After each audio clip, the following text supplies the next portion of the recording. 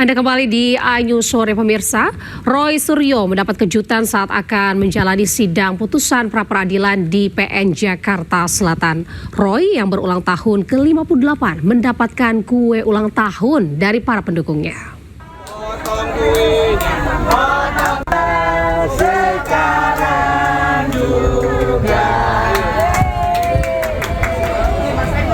Roy Suryo mendapat kejutan ulang tahun sebelum sidang putusan pra-peradilan keduanya digelar di Pengadilan Negeri Jakarta Selatan pada Senin siang. Roy Suryo genap berusia 58 tahun pada 18 Juli 2026. Kejutan ini diberikan oleh sejumlah pendukungnya. Para pendukung membawa kue sambil menyanyikan lagu Selamat Ulang Tahun untuk Roy. Roy memotong kue ulang tahun.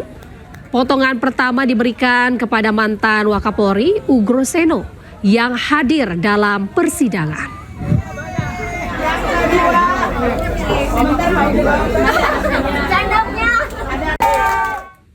Pra-peradilan kedua Roy Suryo ditolak Hakim Tunggal Pengadilan Negeri Jakarta Selatan. Hakim menilai Roy Suryo ini sengaja menunda-nunda pokok perkara dengan memecah satu persatu pra-peradilan. Untuk penyalahgunaan pra-peradilan.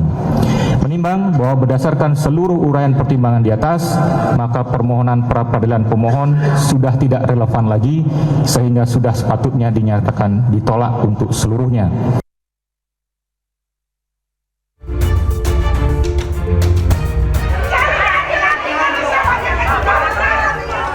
Ruang sidang berubah riuh oleh teriakan ibu-ibu pendukung Roy Suryo usai hakim membacakan putusan pra-peradilan. Kekecewaan pun ditumpahkan pendukung Roy Suryo. Hakim Tunggal Sidang Pra-peradilan Roy Suryo Iketut Darpawan memutuskan menolak seluruh permohonan pra-peradilan kedua Roy Suryo. Hakim menilai Roy Suryo sengaja memecah satu persatu dan menyalahgunakan pra-peradilan dengan tujuan menunda pokok perkara. Dengan demikian penetapan status tersangka Roy Suryo sah. Hakim Tunggal Iketut Darpawan menilai putusan pra-peradilan sebelumnya yang mengabulkan sebagian gugatan terkait penangkapan, penggeledahan dan penahanan tidak mempengaruhi pokok perkara. Nah, bagi saya menyerahkan sepenuhnya. Langkah selanjutnya pada para kuasa hukum saya, Mas Refli, Mas Abdul Ghafur Sangaji, Bu Soraya, Mas Tristan, kemudian Pak Yasena dan lain sebagainya. Ya, saya menyerahkan sepenuhnya. Apakah kemudian mau lanjut dengan pra-peradilan yang keempat? Karena apa? Karena pra-peradilan yang ketiga sudah kami daftarkan. Permohonan kliennya ditolak, kuasa hukum Roy Suryo Refli Harun menyatakan siap masuk ke pokok perkara. Kita hormati putusan ini dan tentu kalau ditanyakan pada Mas Roy apakah Mas Roy siap untuk pokok perkara, at any time kita siap. Ya, ini adalah the lawyer's way untuk mencari jalan agar kemudian Mas Roy ringan, ya, kemudian ringan langkahnya ketika harus berhadapan dengan pokok perkara. Roy Suryo juga sudah mendaftarkan gugatan pra-peradilan ketiganya yang meminta ganti rugi dan rehabilitasi ke Polda Metro Jaya atas penangkapan, penahanan, serta penggeledahan yang dinyatakan tidak sah dalam penanganan kasus dugaan fitnah ijazah Jokowi. Sidang pra-peradilan ketiga rencananya digelar pada 28 Juli. Tak berhenti, Roy Suryo berniat mengajukan gugatan pra-peradilan keempat. Dari Jakarta, tim liputan iNews melaporkan. Dan pemirsa, untuk membahasnya kami telah terhubung dengan tersangka fitnah ijazah Jokowi, Roy Suryo, dan kuasa hukum Joko Widodo, Rifai Kusuma Negara. Selamat sore Bapak-Bapak. Selamat sore semuanya, Pak Roy, pemirsa. Baik, saya ke Mas Roy Suryo dulu ya, terlebih dahulu ya. Mas Roy, ini kan pra-peradilan pertama diterima begitu ya, lalu pra-peradilan kedua ditolak karena dianggap oleh Hakim Tunggal Pengadilan Negeri PN Jakarta Selatan ini Anda dinilai menunda-nunda pokok perkara sehingga dengan memecahnya ke beberapa pra-peradilan, Mas. Bagaimana tanggapan Anda sendiri? Ya, yang pertama lumrah kalau ada yang diterima, lumrah juga gitu, biasa itu ya. Dan jangan lupa yang ditolak itu hanya permohonan kami untuk menggugurkan pasal 32, penersangkaan pasal 32. Kan banyak pasal yang lain gitu loh. Ada pasal 35, ada pasal 310, 311 yang sekarang jadi 33, 434 dan yang lain. Tidak apa-apa, ya kita terima karena kan memang ada asas yang berbunyi bahwa res judicata pro veritate habitur. Artinya putusan harus dihormati, harus kita anggap benar sepanjang tidak ada putusan lain yang kemudian mengkoreksinya. Jadi nggak apa-apa, saya hormat penuh putusan hakim, tetapi pertimbangan. Nah, ini yang mungkin nanti akan kami gunakan untuk pengajuan permohonan pada pra-peradilan selanjutnya. Dan yang jelas kalau pra-peradilan insya Allah yang ketiga itu kami insya Allah ini, karena kan yang pertama dikabulkan, yaitu soal tidak sahnya penangkapan, tidak sahnya penahanan, tidak sahnya penggeledahan. Nah, kalau peradilan ketiga itu kan ganti rugi akibat dari itu. Nah, itu ya mungkin kami harus katakan tidak mungkin untuk kemudian kalau itu seharusnya itu akan diterima. Jadi nggak apa-apa, ini biarkan saja. Saya tetap maju dan saya tetap menyerahkan keputusan selanjutnya. Terus saya tadi melakukan saran-saran untuk pengajuan pra-peradilan berikutnya. Sekali lumrah Bajar, hanya saja memang pertimbangan gitu, meskipun kami hormati, karena yang dipertimbangkan, yang diputuskan hakim itu justru bukan dari permohonan kami dan bukan jawaban. Jadi proses jawab dijawab atau proses jawab-jawaban antara pemohon dengan termohon itu sama sekali menjadi pertimbangan. Tadi yang dibilangkan soal waktu, soal timing. Jadi saya dan tim kuasa hukum itu menggunakan timing yang tidak karena harusnya itu dulu. Gak ada padahal keharusan soal timing itu yang pertama. Yang kedua, karena hakim bisa memprediksi atau meramal bahwa saya akan memilih-milih. Loh, kan bisa saja pra-peradilan yang keempat kami akan praper semua pasal, kan bisa. Tidak memilih-milih. Nah, karena mungkin disebutkan itu ya tidak salah kalau nanti kami dan ketika kami akan memilih atau mengajukan satu persatu, tidak boleh ada upaya untuk menolak pra-peradilan itu. Ya, penolaknya nanti di ujung. Penolaknya dibilang, tapi ketika permohonan itu mesti diterima terlalu. Gitu, Mbak. Baik, Mas Roy, kita ke Mas Rifai. Mas Rifai, ini Anda sempat menyampaikan bahwa yang dilakukan pra-peradilan oleh Roy Suryo ini menunda-nunda, mengulur-ulur waktu, dan hal ini disampaikan senada oleh Hakim Tunggal PN Jakarta Selatan terkait dengan asumsi bahwa ini menunda-nunda pokok perkara. Mas Rifai, bagaimana tanggapan Anda? Ya, betul Mbak. Jadi sesuai dengan prediksi atau pandangan hukum saya di awal bahwa pra-peradilan kedua ini ditujukan sekedar untuk mengulur-ngulur, dan ternyata kenapa ini juga ada dasarnya, karena memang di pasal 160 ayat 3 KUHP baru dijelaskan bahwa yang bisa mengajukan pra-peradilan itu harus berstatus sebagai tersangka. Sementara kita ketahui bersama perkara ini kan sudah didaftarkan di pengadilan, dalam arti sudah berstatus sebagai terdakwa. Kedua, di pasal 163 ayat 1 huruf G KUHP baru ditegaskan bahwa pengajuan pra-peradilan itu hanya di dalam 2 tahap. Pertama di tahap penyidikan, kedua tahap penuntutan oleh jaksa. Sehingga jelas secara limitasi hanya bisa diajukan di dalam 2 tahap tersebut, dan karena tidak mungkin diajukan di tingkat pengadilan. Yang cukup menarik adalah pertimbangan hakim ini cukup keras ya. Kalau buat saya ini cukup keras sampai menyimpulkan bahwa ditujukan untuk mengulur-ngulur pemeriksaan pokok perkara dan merupakan upaya yang tidak menghormati atau menyalahgunakan lembaga pra-peradilan.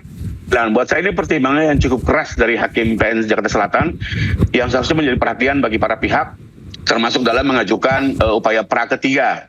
Apalagi Mbak, pra ketiga ini kalau kita lihat betul di pasal 158 huruf C KUHP baru, jelas ganti rugi itu hanya bisa diajukan manakala terjadi penghentian penyidikan atau penghentian penuntutan. Sedangkan ganti rugi akibat tidak sahnya penahanan itu tidak diakomodir di dalam KUHP baru. Jadi saya pun melihat KUHP mungkin dengan pertimbangan yang mungkin lebih keras lagi. Demikian sementara Mbak. Baik, Mas Roy, bagaimana tanggapan Anda Mas Roy? Ya boleh-boleh saja. Pak Rifai sebagai hukum resmi ya dari Pak Jokowi, saya menghormati nih kalau Pak Rifai. Kalau Pak Rifai, kemudian Pak Yaakob, kemudian juga Pak Firmanto itu oke ya, karena beliau adalah pihak yang sah. Tapi kalau yang lain yang nggak punya legal standing, nggak usah didengerin. Jadi gini, oke, saya memaklumi apa yang harapkan, karena kan sesuai atau katakanlah senada dengan tadi hakim. Tapi kan yang namanya hakim meskipun tadi dikatakan itu wakil Tuhan dan tidak bisa dianggap salah, tetap kan yang namanya pertimbangan-pertimbangan dan juga putusannya itu masih bisa kemudian kita berikan pandangan atau bahkan bisa kita laporkan kalau itu tidak benar. Kenapa? Karena pertimbangan hakim tadi ya dalam kemudian mewujudkan putusan itu sama sekali tidak melihat apa yang kemudian dilakukan atau apa yang terjadi pada fakta persidangan. Karena fakta persidangan sama sekali tidak menunjukkan bahwa adanya soal-soal itu. Hakim tiba-tiba membuat asumsi untuk kemudian memutus. Ini nggak boleh sebenarnya. Karena harusnya mempertimbangkan semua, bahkan sebenarnya harus ada para ahli yang di situ dihadirkan di sidang.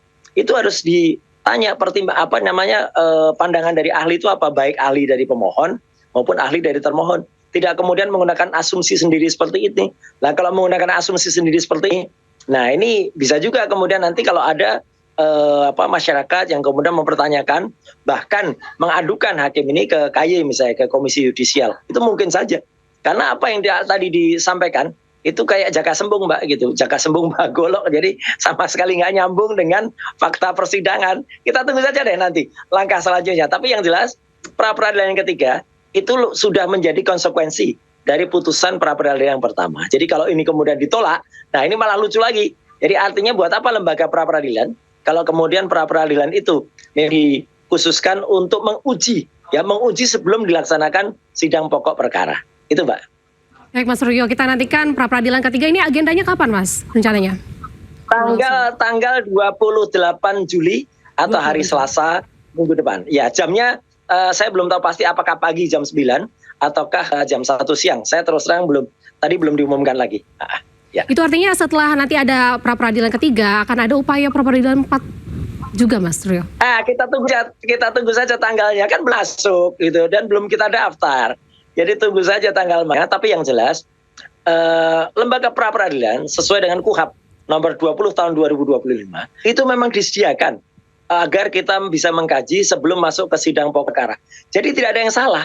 Bahkan tidak ada aturan di dalam KUHAP baru itu untuk kemudian timing. Soal timing itu nggak ada, makanya akan kita pertanyakan.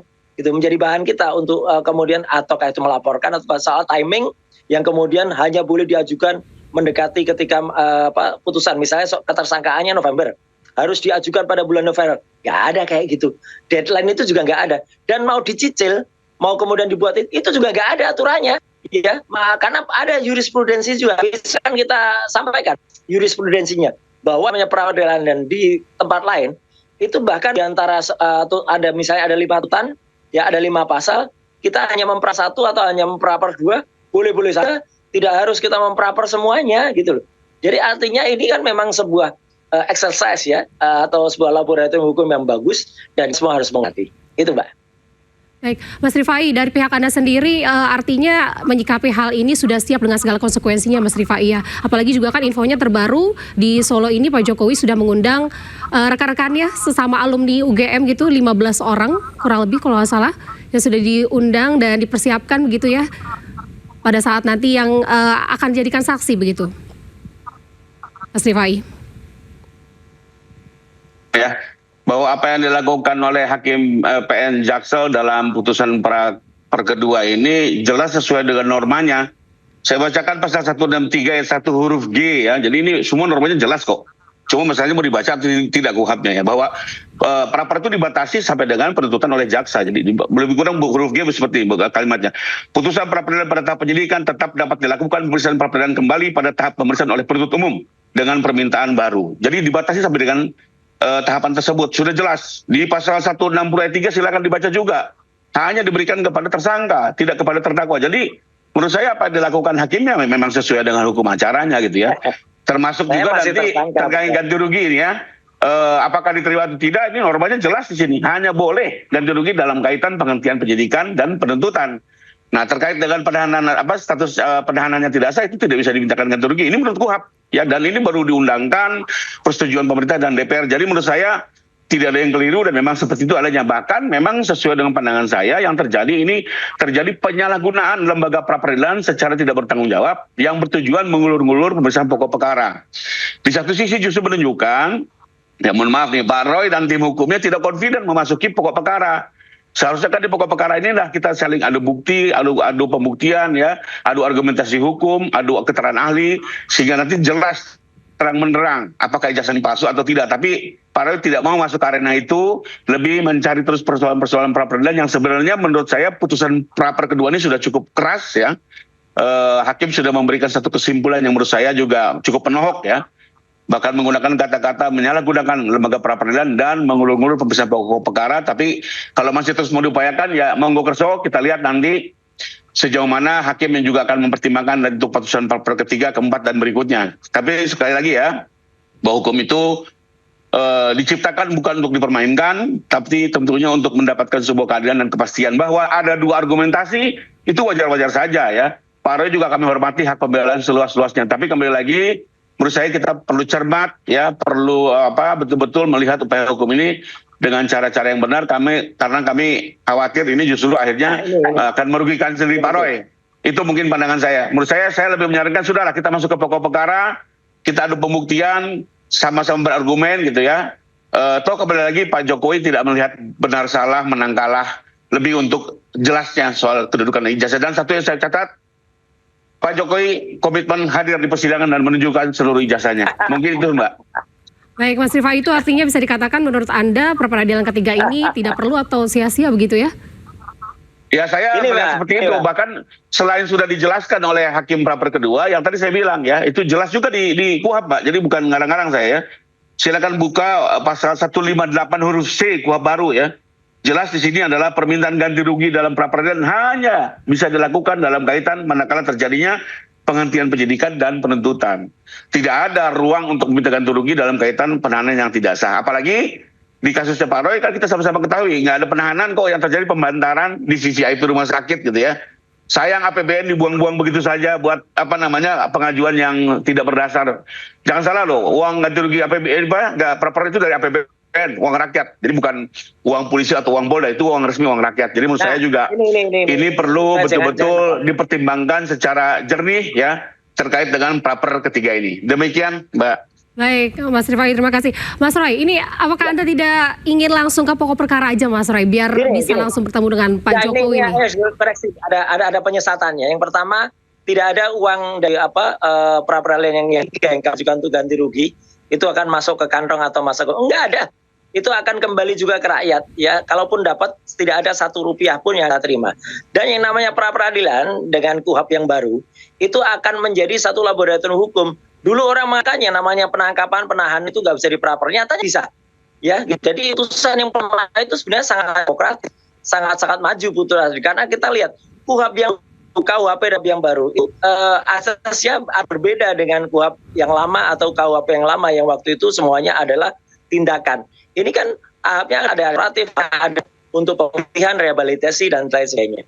Jadi makanya kalau kita lihat beda banget, meskipun orangnya sama, saya melihat atau kami mencurigai ya ada sesuatu yang terjadi pada hakim tunggal ini gitu, karena putusannya sekali sangat berbeda sisi demokratisnya, sangat berbeda sisi humanisnya pada putusan yang pra peradilan dengan putusan yang kedua. Makanya itu akan kami pertanyakan gitu. Karena apa?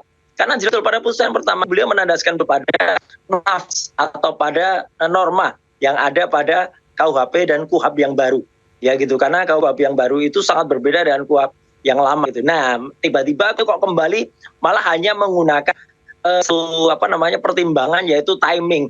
Dan kemudian kalau dikatakan cukup keras, sama saja kita juga bisa keras.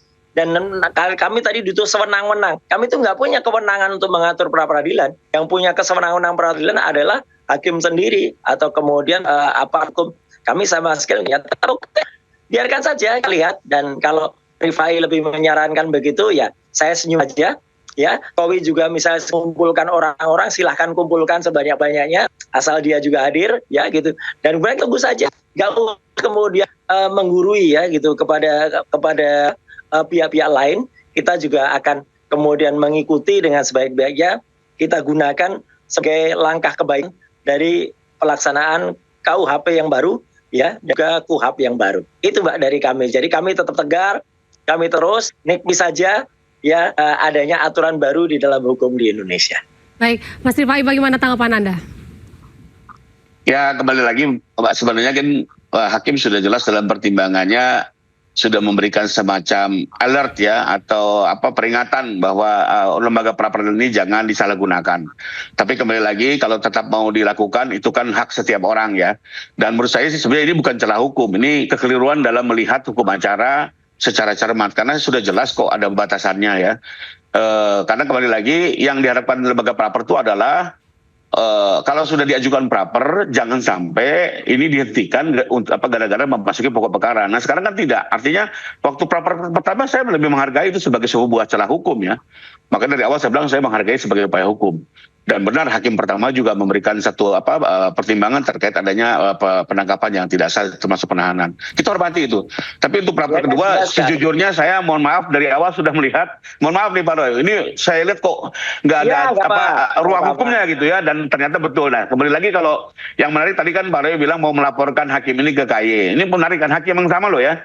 Waktu putusannya memberikan ruang buat Pak Roy mengapresiasi. Pada saat sekarang beliau tidak sependapat, mau dilaporkan ke KY. Buat saya ini nggak fair jadi menyerang pribadi. Tapi kembali lagi itu hak Pak Roy, mau melaporkan hakim ke KY itu hak juga. Tapi menurut saya kembali lagi tidak cermat, tidak bijak ya, karena kembali lagi dibaca dulu pasal-pasalnya dalam KUHP. Jadi agar kita tidak salah tafsir ya. Tadi saya sudah sebut beberapa semua pasalnya.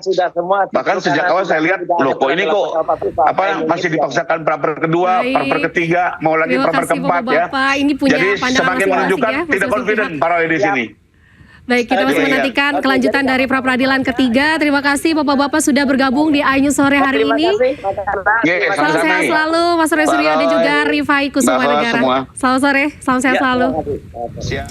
Pemirsa, keberhasilan Spanyol menjadi yang terbaik di Piala Dunia 2026 membuat nama Lamine Yamal masuk buku sejarah. Informasinya sesaat lagi di iNews Sore.